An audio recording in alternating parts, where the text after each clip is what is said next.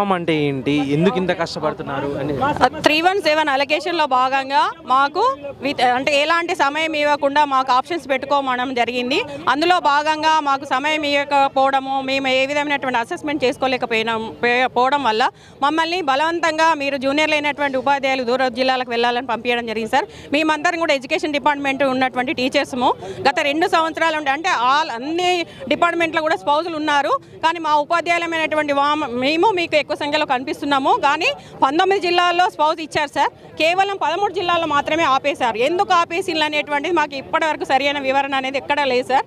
మా ప్రతి జిల్లాల నుండి మా ఈ స్పౌజ్ ఇవ్వడం వల్ల ఎలాంటి ఇబ్బందులు లేకుండా ఉంటుంది, మీ యొక్క సమాచారం ఏ సమాచారం కావాలని కూడా మా యొక్క నాయకుల దగ్గర ఉంది సార్. తీసుకొచ్చుకొని మీరు దాన్ని సానుకూలంగా పరిష్కరిస్తారని మేము వెహికలతో ఎదురు చూస్తున్నాము. అధికారులు ఇప్పటివరకు మీకు ఎలాంటి తప్పిదేమో పట్టించడం వల్ల గత ప్రభుత్వం వాళ్ళు మా సమస్య పట్ల ఏదైనటువంటి స్పందన ఇవ్వలేదు సార్.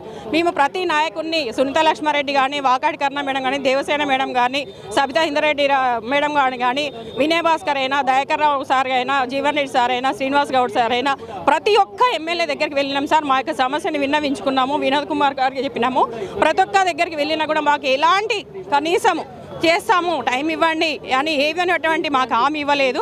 అందుకే మేము వెహికల్లతో ఎదురు చూసి ప్రభుత్వం మారింది కాబట్టి ఇప్పుడు వచ్చినటువంటి మన కాంగ్రెస్ ప్రభుత్వంలో ఉన్నటువంటి సీఎం రేవంత్ రెడ్డి గారు ఈ సమస్యకు సానుకూలంగా స్పందిస్తారనే వెహికల్లతో ఎదురు చూసి మా యొక్క సమస్యను మీకు తెలియజేస్తున్నామని, మీ సమస్య యొక్క తీవ్రతను మీకు తెలియజేసుకోవడం కొరకు ఇక్కడికి రావడం జరిగింది సార్. ప్లీజ్ దయచేసి మా యొక్క సమస్యను తొందరలో పరిష్కరించే మార్గం తెలపండి సార్. ఇది 13 డిస్ట్రిక్ట్స్ ఆగిపోయిన డిస్ట్రిక్ట్. దీంట్లో ఇవి వేకెన్సీస్ సార్, ఇవి మా స్పౌజ్ అప్లికెంట్స్.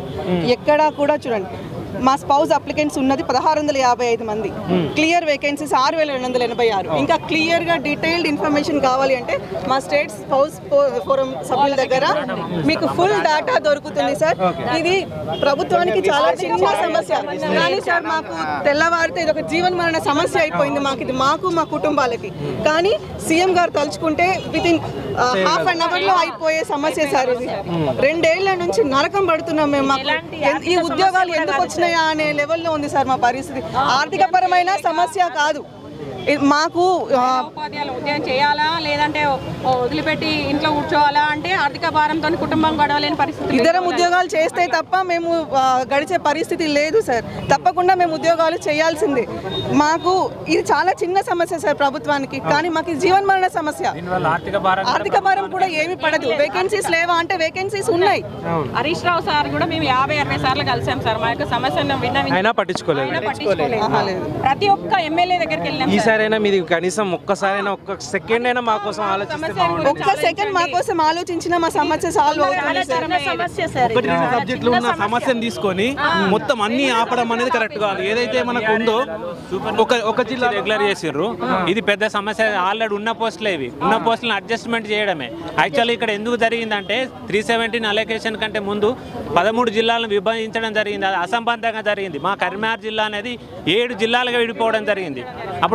ఇప్పుడు భద్రాద్రి, ఇప్పుడు మంత్రి ఏరియాలో ఉన్నటువంటి భద్రాద్రి జోన్లో పడడం వల్ల వాళ్ళు దాదాపు పీజీహెచ్ఎం ప్రమోషన్గా ఏదైనా తీసుకుంటే 250-300 కిలోమీటర్లు పోవాల్సి వస్తుంది.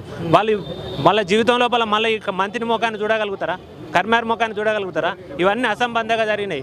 మా సజెషన్ ఏంటంటే ఇప్పుడు మాకున్న వాళ్ళకి ఇమీడియట్గా చేసేసి తర్వాత ఎట్లాంటి ప్రాబ్లం లేకుండా పాత జిల్లాలనే జోన్లు చేస్తే ఇట్లాంటి ఎవ్వరికి ప్రాబ్లం ఉండదు. ఇది మా యొక్క సలహా సార్. ఈ దిశలో కొంచెం ఆలోచించాలి, అధికారుల సలహా తీసుకొని మేము కోరుచున్నాం. ధన్యవాదాలు. 2 సంవత్సరాలు పూర్తయింది సార్. డిసెంబర్ 7న స్టార్ట్ అయింది సార్. ఇది మళ్ళీ డిసెంబర్ అయిపోయింది. 2 సంవత్సరాల నుంచి మేము విపరీతమైన ధర్నాలు, పోరాటాలు చేసి అలసిపోయాం సార్. ఇంకా మాకు పోరాటం చేసే శక్తి కూడా లేదు. గౌరవనీయులైన సీఎం రేవంత్ రెడ్డి గారికి మా మహిళా ఉపాధ్యాయుల తరపున చేతులెత్తి నమస్కరిస్తూ విన్నవించుకుంటున్నాం సార్. ప్లీజ్ మా 13 బదిలీల స్పౌజ్ బదిలీలు చేపట్టి మా జీవితాల్లో ఆనందాన్ని నింపండి సార్. 13